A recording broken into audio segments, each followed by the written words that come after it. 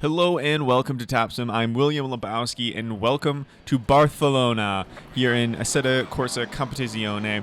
And I'm not usually spending a whole lot of time playing ACC, but for a couple reasons, I really wanted to jump in. Really enjoyed my experience. We'll jump into that, in the next topic. But check out this three-wide action entering turn 1 and through 1 and 2.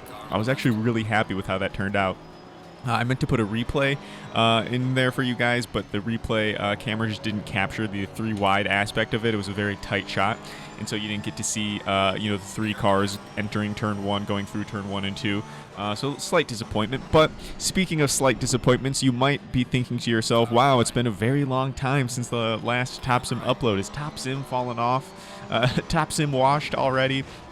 Washed before ever getting clean, washed before ever making it whatever the comparison wanting to be. But the reason for the delay in uploads was that my Logitech pedals finally bit the dust. At first, I thought that they were broken, and then upon doing some internet research, I was told that this is a Logitech problem and that you can clean the potentiometers with contact cleaner made for electronics, get all the dust, dirt, lint out, whatever it is, blow it all out, spray the contact cleaner in, and you'll have working pedals. So I took the Logitech pedals apart several times, sprayed contact cleaner in small amounts, large amounts, made sure to get all as much of the dust and dog hair and little pieces of whatever had fallen in there, pieces of metal or plastic from the actual rig and brake assembly or brake housing plastic itself, and just could not get the brakes to live. They were just not working. They would do this thing where all of a sudden randomly my brake would start pulsating. There was nothing I could do to stop it, nothing I could do to control it. It was just a random kind of phenomena, and it resulted in the complete failure of my pedals. So I've upgraded pedals to the Fanatec Club Sport V3s. It is my first time with Loadcell braking, and it is a whole new world. I'm just over a week from having these pedals and driving with these pedals every night, and I'm still getting used to it. I can obviously see the benefit of. To me, it's not necessarily the big benefit that everybody else mentions. Everybody else mentions that the foot and the leg have an easier time putting brake pressure on when it comes to an actual a weight, a force that you're putting through than it is a position that you're holding on a pedal. And I do recognize that, obviously I'm not denying that is true. But for me, the biggest thing that I noticed was the Logitech pedals have such a small amount of play. We're talking about a few inches between starting it and being at, 100% full brake force. And that really is a finicky, fine line. You can go from locking up to just flying through a corner with just a few millimeters difference in your Logitech brake positioning. And so having the larger range of motion between what actually starts the braking and what is 100% on a Loadcell pedal has been huge for me. And as you'll notice, and I'm sure you've already noticed, there are some braking errors that I've made. If you watch this race, if you're watching the gameplay, you can tell that I'm not perfect on them yet. And I don't claim to be perfect at braking with Logitech pedals either by any means. But just saying, you can see that the progress is learning. So if that is frustrating to you, I apologize. I am frustrated by it as well, but I'm really happy with the progress, and I'm really happy with how big of a difference it truly does make to have Loadcell pedals as opposed to just the potentiometer pedals. And it's one of those differences where you're not going to notice it right away. You're not going to be better or quicker or faster right away, but you will notice the higher quality, so to say, right away. So long story, even longer. The pedals broke. I had to replace them, so I had to spend the amount of time waiting to try to fix them. A couple days spending taking apart, fixing them, troubleshooting, in the Sims, seeing what I could do. When that was no avail, I had to order them, but I took a couple extra days just to make sure I had saved up enough to make the purchase happen. And then from there, the shipping, and then after that, getting them on the rig and getting used to them to the point where I could comfortably and reasonably bring to you some sim racing footage. So kind of we're at that point now, and it feels nice to finally be getting back closer to a point that I am deem acceptable in my driving. This last week has been incredibly frustrating, watching myself just fly through braking zones, fly into the rear ends of AI, and even in this race, again, not perfect yet. I'm not trying to say, and it's all figured out now, but it's much better, it's much more improved, and it's something that I can actually work with this time around, as opposed to just being stuck either flying through corners or, stuck with potentiometer Logitech pedals. So huge improvement, huge upgrade. I'm really, really happy that it happened. I am upset, of course, for the delay in both my sim racing time and the delay in Top Sim videos, but hopefully you guys will be able to understand that. And next I want to talk about me being in ACC. I'm sure if you watch the channel regularly, you probably never expect to see ACC videos from me. I think I've made a total of 2, maybe 3. I think this is my 3rd ACC video. And just from that summation, you can tell that I've neglected ACC past the point where it should be. When I dove into sim racing, ACC wasn't my favorite sim to jump into because it felt like it offered a lacking content array.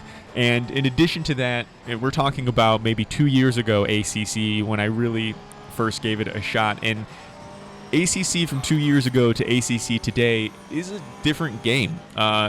They've really, really, really finely tuned ACC to be quite an amazing simulator, and not just for the GT3 experience. It is an amazing simulator when it comes to driving, and so there's been some neglect, I think, that I've been putting forward to ACC. And if you look at, I'm trying not to mention it, but I think it might be better. Here's a big error of mine. It's not the big one yet. If you look at the top right, you can see my awful ratings and safety ratings, and that's just simply because I started to play ACC when I was brand new to sim racing, just kind of messing around, futzing around, not really taking anything very seriously.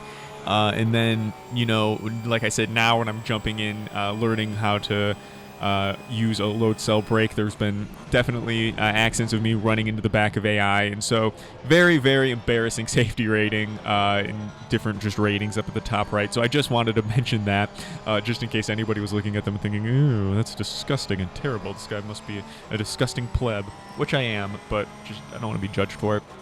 And additionally, TGM SimSport, which is the racing team that I am a part of, traditionally spending 100% of our focus into rFactor 2, and that is still, I imagine, safe to say, where our bread and butter is, especially in endurance racing, endurance multi-class racing, kind of being right now the thing that we are focusing on. And to add to that, we are adding ACC to that offering. There's just been too much progress with ACC to ignore, and additionally, there hasn't been enough progress with rFactor 2 to kind of justify not offering ACC, if that makes sense. rFactor 2 is kind of getting to this point where it's stagnating, and its player base is shrinking. There's no new drivers, no new gamers, no new sim racers coming into rFactor 2 like they are coming into ACC and iRacing, and so that's a really sad. It makes me really sad and disappointed because I know how amazing rFactor 2 is and what it really could offer if you're willing to overlook some bugs, deal with some bugs. Whatever the phrasing you want to put into it, but it's just not a user-friendly sim. And on top of that, there are some basic things that they really haven't addressed that ACC has been willing to address. And, most notably, I would say it would be the setup meta with rFactor 2. ACC is more of a sim where you really can apply a setup, tweak it, change it, fine-tune it, make it perfect, where rFactor 2 really has a bit of a meta. Obviously, you can still, fine-tune your setup to your comfort level, to your driving style, however we want to say this. But there is still a meta element to this is right and this is wrong with rFactor 2, particularly when it comes to tire pressures, which is always really interesting to me, because when it comes to tire pressures, you always run the minimum tire pressures in rFactor 2, but at the same time, the tire model in rFactor 2 is so astounding and so amazing and unlike anything else that I've experienced in sim racing, so it's really confusing to me why those two are in such juxtapositions from each other. So long story short, with that one is rFactor 2 is still amazing, still great, but there is more to be offered. And if you're looking for some awesome ACC GT3 racing with some fun group of guys, check the link in the description below for the TGM SimSport Discord. That is definitely where you're going to be able to find some of that. In addition, see, there's the big mistake. I guess I unfairly gained a position out of that, didn't I? In addition to kind of what we were talking about with rFactor 2 and with the pedals, a culmination of both of those things is I had to miss out on one of the rounds of the Global Endurance Modding's race series, the Global Endurance Series, the Silverstone round, and that was super, super disappointing because that was exactly like 2 days before that race is when the pedals broke, and I was really excited about the potential performance in that race, because our time on the leaderboard in testing or in the sessions leading up to free practice 1 were pretty solid, and we are in the BMW M8 GTE, and as you probably might know, it's not the fastest car on the grid.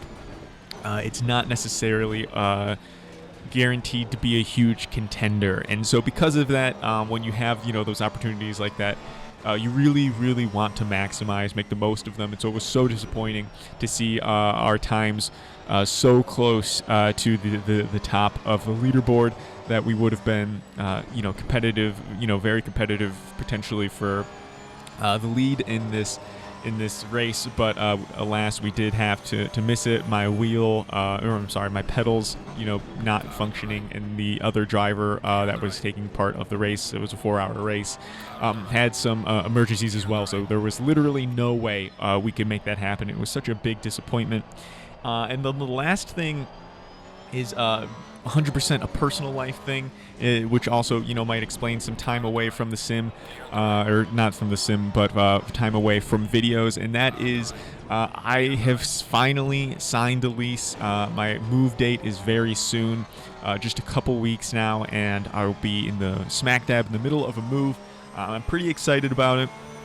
I'm moving from a basement into a 2-bedroom townhouse. I will be alone in there as it stands right now. I am interested in finding a roommate, I think, potentially, just because rent cost would be amazing with the roommate, but at the same token, it is a place that could be doable solo. So I'm looking forward to getting moved in, getting settled. I'm going to have a room just for the sim rig, just for gaming, just for photography, just for the computer, and I'm so excited about that.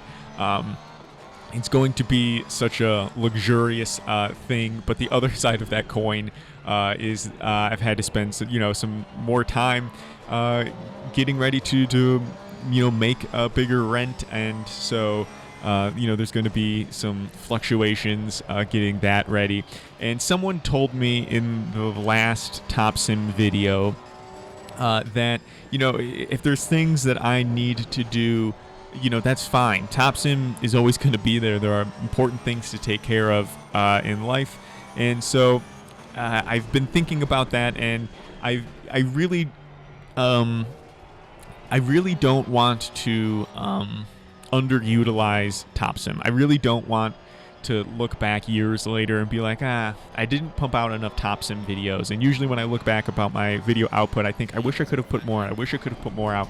But there are just times you got to remember specifically, you got other things that unfortunately are more important. As much as I hated to say that. I wanted to say something else. I wanted to phrase it differently. But unfortunately, it's true. Making rent, putting food on the table is more important than sim racing, as much as I would hate to admit. And so, I will have to, be putting some time and effort and resources into that specifically. So maybe expect these videos to kind of reflect that over the next month, I would say. But that being said, remember, I'm going to have an entire room dedicated for Top Sim. There's no way I'm not going to be spending every night, before bed, tinkering in the sim and making videos, hopefully. So this is not one of those videos where I'm like, oh, well, don't expect an upload for a while. I'm just wanted to share what's going on in my life. I feel like you guys are both, you're owed an answer, so to say. Like, I think it's not unreasonable to think that you, the viewer, might, need or be interested in knowing that. And so I think it's good information for you to have. But also, I just wanted, to share myself and provide some sort of context for what's going on. I think it's always really interesting to learn more about the content creators. Oh, look at that! Look at that pass in the braking zone. That was nice. It's nice to know more about the creators. It's nice to know what's going on in their life, in addition to just what's going on in their gaming, in their sim racing, in their whatever it is type of creator you watch. So that is the plan so far. So we're looking at packing up. I'm looking at moving, getting everything all set up. And then from there, I really would like to hit Top Sim hard. Going from January on forward.